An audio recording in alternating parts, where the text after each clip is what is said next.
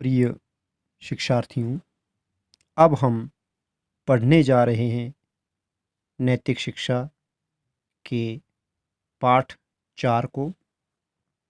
पाठ 4 का नाम है गीता के 2 श्लोक। श्रीमद् भागवत गीता में कुल 700 श्लोक हैं और 18 अध्याय हैं, परंतु यहाँ गीता के सिर्फ 2 श्लोक ही लिए गए हैं। पाठ को पढ़ने से पहले ही हम उनके श्लोकों को पढ़ चुके हैं। पिछली वीडियो में हमने उन श्लोकों के शाब्दिक अर्थ को पढ़ा था।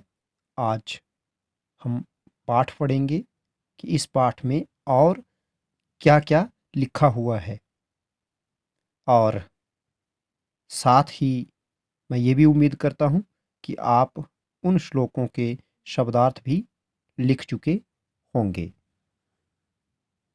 आइए अब पाठ 4 का वाचन करते हैं। पाठ 4 में लिखा है, महाभारत के युद्ध में कुरुक्षेत्र के मैदान में कौरव पांडव सेनाएं युद्ध के लिए आमने सामने खड़ी हैं।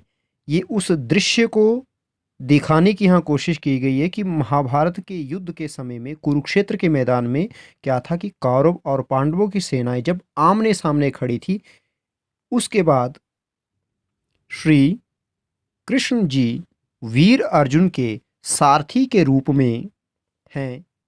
वे अर्जुन के रथ को लेकर शत्रु सेना की स्थिति जानने के लिए एक ऊंचे स्थान पर जाते हैं, जहां से दोनों पक्ष की सेनाएं दिखाई पड़ रही हैं। वे क्या करते हैं कि सेनाएं क्या कर रही हैं, किस प्रकार की स्थिति है, किस प्रकार की व्यूह रचना इत्यादि है, उसको दिखाने के लिए अर्जुन के रथ को एक ऊंची जगह पर ले जाते हैं, जहां से नीचे सब कुछ आसानी से दिख सके। फिर क्या होता है, अर्जुन अपने सामने युद्ध के लिए विपक्ष में खड़े अपने सगे संबंधियों को देखकर मोह से घिरकर, मोह कहते हैं अपनों से आसक्ति, अपनों से जो लगाव होता है उसको मोह कहा हुआ है। यहाँ पर मोह से घिरकर हताश और व्याकुल हो जाते हैं। वे हताश हो जाते हैं अर्थात व्याकुल हो जाते हैं कि मैं इनसे कैसे लड़ूंगा। वे श्री कृष्ण जी से कहते हैं कि हे केशव, मैं सब कुछ छोड़कर जंगल चला जाऊंगा, संन्यास ले लूंगा, सभी दुख झेल लूंगा, किंतु अपने सगे संबंधियों के खून से हाथ रंग कर राज सुख नहीं भोग सकता। तो अर्जुन उस स्थिति को देखकर श्री कृष्ण से कहते हैं कि हे केशव, हे श्री कृष्ण, मैं सब दुख सहने को तैयार हूं, परंतु अपने सगे संबंधियों को मार करके मैं राजसुख नहीं भोग सकता। मैं यह युद्ध कदापि नहीं कर सकता। कदापि का अर्थ होता है कभी भी नहीं। कदा धन अपि, 2 शब्द मिले हुए यहाँ पर। अब इसी को आधार बनाकर प्रथम श्लोक है यहाँ पर, श्लोक 1। श्री कृष्ण जी अर्जुन को मोह में फंसा देखकर उसे कर्म का महत्व बताते हुए गीता का उपदेश देते हुए कहते हैं कि हे अर्जुन, जब अर्जुन किंग कर्तव्य विमूढ़ हो जाता है कि क्या करूं क्या ना करूं, मैं युद्ध नहीं करूंगा, मैं ऐसा नहीं कर सकता, मैं अपने सगे संबंधियों के खून से हाथ नहीं रंग सकता, तो श्री कृष्ण उससे कहते हैं, कर्म का उपदेश देते हुए कि कर्म क्यों महान है। लिखा है, कर्मण्येवाधिकारस्ते माँ फलेषु कदाचन माँ कर्मफल हेतुर भूर्मा ते संगो असत्व कर्मणि। अब यहां लिखता है कर्मण्य, हमने एक एक शब्द का अर्थ किया हुआ है पिछली वीडियो में श्लोक में, तो यहाँ पर शाब्दिक अर्थों को थोड़ा छोड़ करके मैं इसके सटीक अर्थ पर आऊँगा।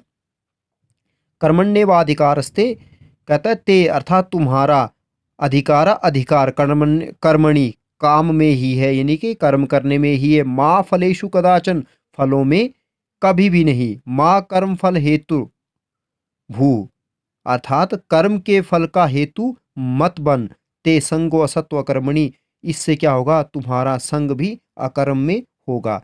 इन श्लोकों को हम एक बार अच्छे से पढ़ चुके हैं, इसलिए मैं इनके शाब्दिक अर्थों की चर्चा यहाँ इस वीडियो में नहीं कर रहा हूँ। आप उसके लिए जो पिछली वीडियो है उसको अवश्य देखें। आगे यहाँ इस श्लोक के शब्दार्थ दे रखे हैं, इनको पढ़ लेते हैं, इससे हमारी एक बार से पुनरावृत्ति हो जाएगी। लिखता है कर्मण्य एव, इसको हमने तोड़ तोड़ के लिखा था कर्मणि धन एव, अर्थात कर्म में ही।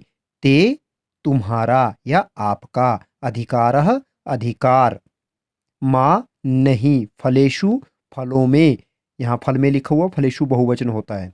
कदाचन कभी भी, ते संगो असत्व, इकट्ठा लिखा है तोड़ तोड़ के होगा, ते संगः अस्तु, तुम्हारी प्रीति होवे, यहाँ होवे नहीं लिखा है। कर्म फल हेतु भूमा, कर्म फल हेतुर्भूर्मा, कर्म के फल की प्राप्ति में ही, इसका यहाँ ये अर्थ दिया है। ये अर्थ दिया है उन्होंने जब हम व्याख्या परक अर्थ करते हैं, परंतु अलग अलग जो अर्थ होगा वह मैंने आपको लिख के बताए हुए हैं, आप उनसे ही नोट करें। कर्म फल हेतु, कर्म के फल का हेतु अर्थात कारणभूत होना या हो। माँ मत, वो ये हर शब्द के अर्थ हैं, यहाँ एक पंक्ति का अर्थ दिया हुआ है। अब इसका जो अर्थ है यह भी आप अपनी नोटबुक में नोट करेंगे। अर्थ, हे अर्जुन, मानव का या मनुष्य का अधिकार केवल कर्म करने में है, फल प्राप्ति में कभी भी नहीं है। आप कर्मों के फल की वासना वाले मत हों, वासना माने लालसा वाले।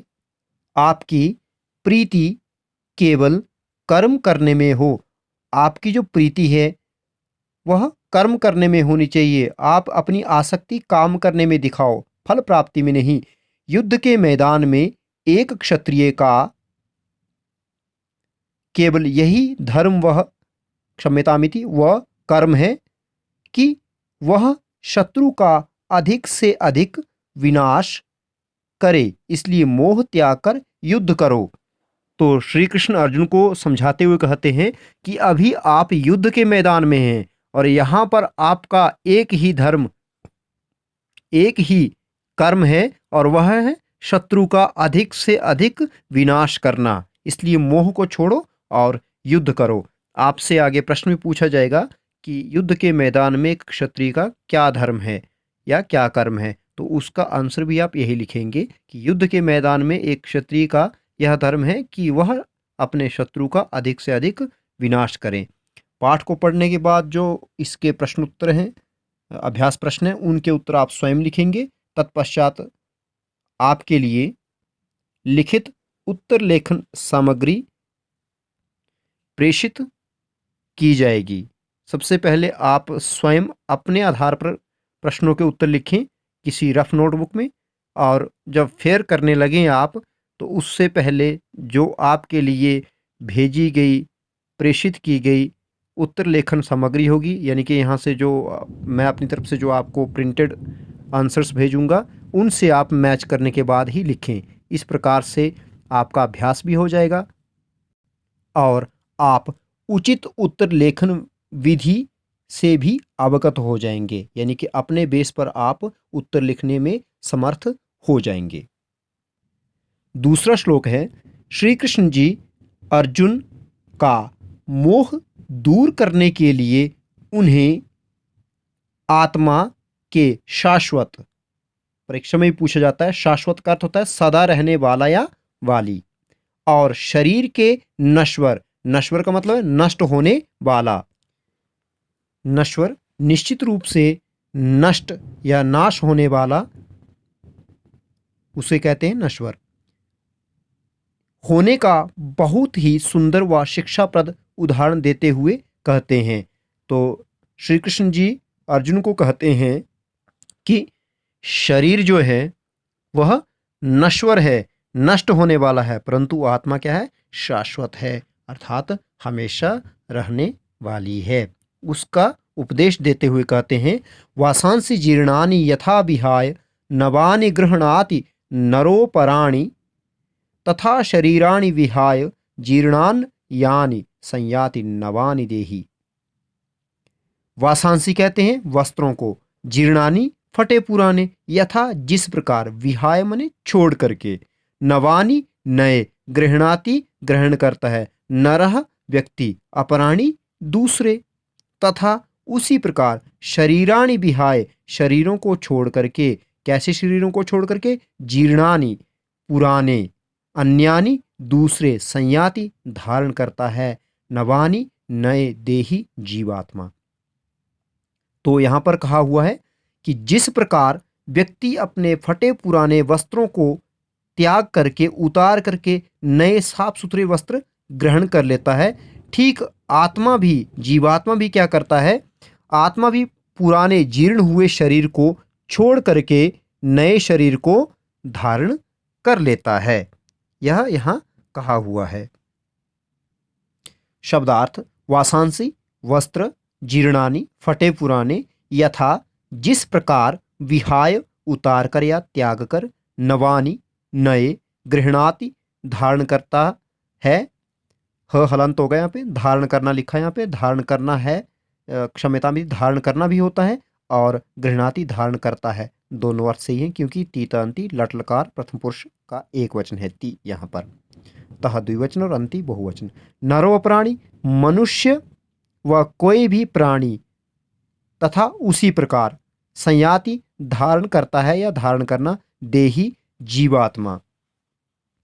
नरो प्राणी का मतलब यहाँ ये नहीं है कि नरा अर्थात मनुष्य, अपराणी और दूसरे प्राणी। अपराणी का मतलब यहाँ दूसरे प्राणी नहीं है, अपराणी का अर्थ होता है दूसरे अर्थात अन्यानी।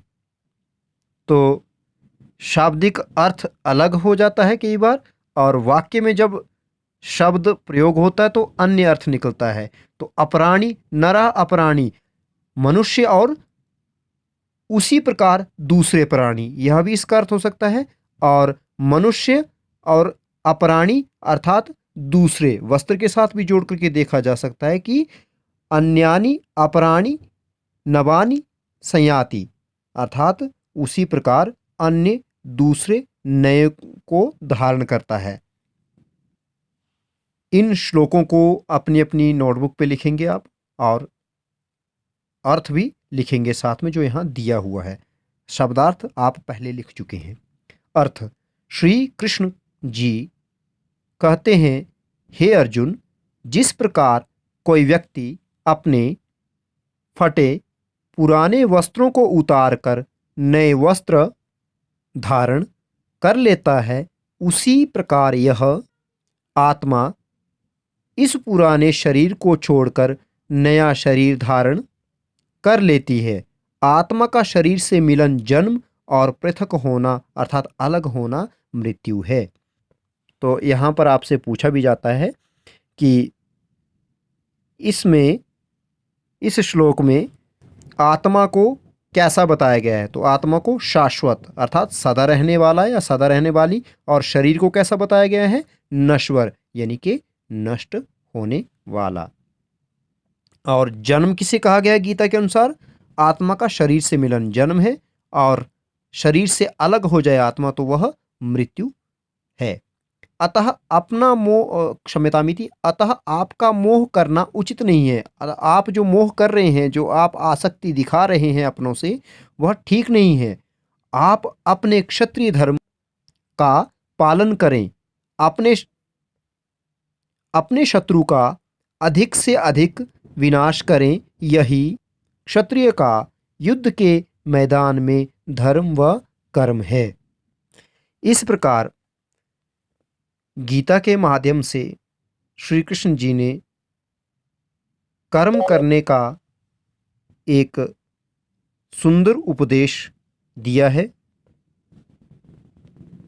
व्यक्ति को सद्कर्मों में संलिप्त रहना चाहिए, कर्तव्य पथ पर अडिग रहना चाहिए, और अपने कर्म के प्रति आसक्त होना चाहिए, कर्म के फल के प्रति नहीं। आइए अब इसका अभ्यास देखते हैं। पहला प्रश्न है, गीता में कौन किसको उपदेश दे रहा है? ये जब प्रश्नोत्तर आप लिखेंगे प्रिय शिक्षार्थियों, तब अपनी रफ नोटबुक पर पहले लिखना, उसके बाद इन्हें चेक कर लेना। जो आपको लिखित सामग्री दी जाएगी उससे मिलान कर लेना कि जो आपने लिखा है वह सही है या नहीं है। तत्पश्चात ही उसे अपनी फेयर नोट बुक पर आप लिखें। गीता में कौन किसको उपदेश दे रहा है? गीता में श्री कृष्ण जी अर्जुन को उपदेश दे रहे हैं। दूसरा है, अर्जुन ने श्री कृष्ण जी को युद्ध के लिए मना क्यों कर दिया? मना क्यों कर दिया उन्होंने? क्यों कर दिया था? क्योंकि, अच्छा शुरू से लिखते हैं। अर्जुन ने श्री कृष्ण जी को युद्ध के लिए मना इसलिए कर दिया क्योंकि युद्ध के मैदान में अर्जुन अपने सगे संबंधियों को देख करके मोह से व्याकुल हो उठे थे, इसलिए मना कर दिया था बस। तीसरा प्रश्न है, मनुष्य का अधिकार किसमें है और किसमें नहीं? तो मनुष्य का अधिकार कर्म करने में है, फल प्राप्ति में नहीं या फल की इच्छा में नहीं। चौथा प्रश्न है, श्लोक में आत्मा व शरीर को कैसा बताया गया है? तो श्लोक में आत्मा को शाश्वत और शरीर को नश्वर बताया गया है। अगला प्रश्न हमारे पास, युद्ध के मैदान में एक क्षत्रिय का क्या धर्म है? तो अभ्यास के ऊपर लिखी हुई लाइन आप देख रहे हैं, जहां पर हमारे पास ये लिखा हुआ है, अपने शत्रु का अधिक से अधिक विनाश करना।